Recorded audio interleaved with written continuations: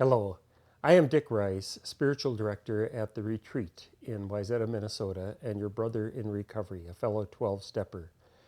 Today I'd like to speak with you about the fourth step. We made a fearless and searching moral inventory of ourselves. I hope you'll notice how I'm beginning each of these sessions with you with that word we that is left implicit, of course, in the big book, but I want to make it explicit because I continue to believe and experience that the word we is the most important word of the 12 steps. It's what makes everything else possible. It's a we program, it's a we community, and now we together are on the fourth step. If the first three steps are the foundation of our recovery, I like to call steps 4 and 5 the first floor of our recovery. I think you'll see why. And certainly if you've done a fourth or fifth step, you know what I'm talking about already. I still have my worksheets from my first fifth step and first fourth step 30 years ago. I found myself finishing the first three steps, climbing the steps quite quickly and with alacrity. I got to the fourth step and I had more excuses than a losing football coach or a losing football candidate for not doing my fourth step. There was never enough time to really get to it. I didn't know what I would uncover, and I certainly wasn't looking forward to it.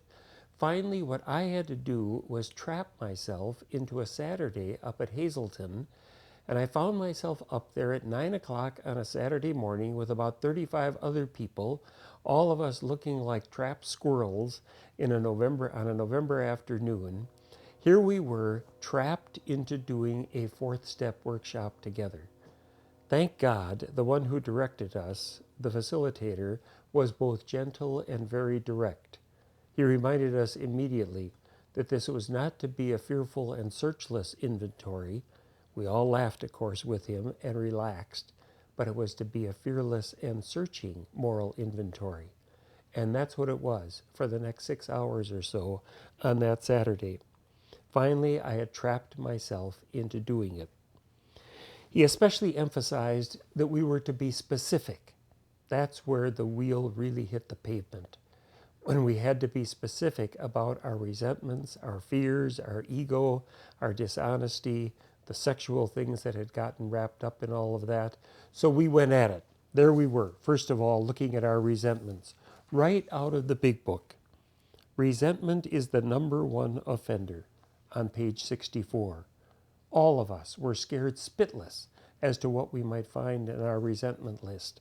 And sure enough, they were there, members of my family especially, and particularly the alcoholic in my life. We delved into our resentments, what they were, what the effects of them had been, what the causes of them had been, and what our part had been. With some of my resentments, I was strictly a victim. I was too young to really be a participant in the interaction or the relationship. But with some of my resentments, I was also a participant, and I was as bad toward the one that I resented as they had been toward me. So already my grip on my resentments was loosening. Then, if that wasn't enough, he took us to fears. Well, I'm a fear-based individual to a large extent, and so fear of abandonment, fear of failure, and the dance that those two do together in my life, they were right there. But they were right there for just about everybody else. Most of us had experienced significant abandonment in our lives. That's what alcohol does. The alcoholic abandons those around him or her, and so we all had experienced it. We all knew the interplay of success and failure with abandonment, and so we all ended up doing that dance together. After that, it seemed that the work we did on ego, on dishonesty, the sexual stuff that gets wrapped up in all of that, that seemed relatively easy. So we broke for lunch and we were laughing together. It was like we had survived Ellis Island or something and come through, and so we were ready for the afternoon. Little did I realize that the afternoon was going to be more difficult for me than the morning had been. What he then took us through was an inventory of our positive qualities. Well, I'll tell you, If alcoholics and addicts are egomaniacs with low self-esteem, those of us that come into the community through Al-Anon, we just do the low self-esteem part. I mean, we're lower than rats in a sewer often in terms of our estimation of ourselves. So I, as many of us in that room, found the afternoon even more grueling and more taxing than the morning. But we got to it, and we started to dig. And he took us through what was almost a catechism of different qualities: faith, trust, love, justice, courage, peace, joy.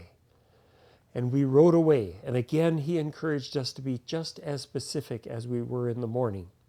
What specifically were we joyful about? When had we been loving? Well, even though I was wet with sweat by the time the afternoon finished, I was able to say something by the grace of God that I hadn't been able to say in years. I can still remember it today, years later. I was able to say, by the grace of God, I am faithful, I am trusting, I am loving, I'm not particularly prudent, temperance isn't of high value, I'm rigorously just, and courage is my growing edge. No credit to me, but all credit to my higher power, who's gifted me with that. For years, I had diminished those gifts if I had acknowledged them at all.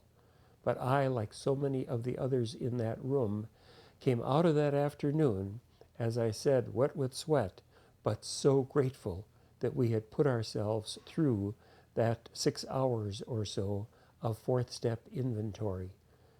I had realized that the resentments and the fears I had, they were finite, they were limited, we could deal with them, they were already beginning to soften, and I was beginning to let go of them.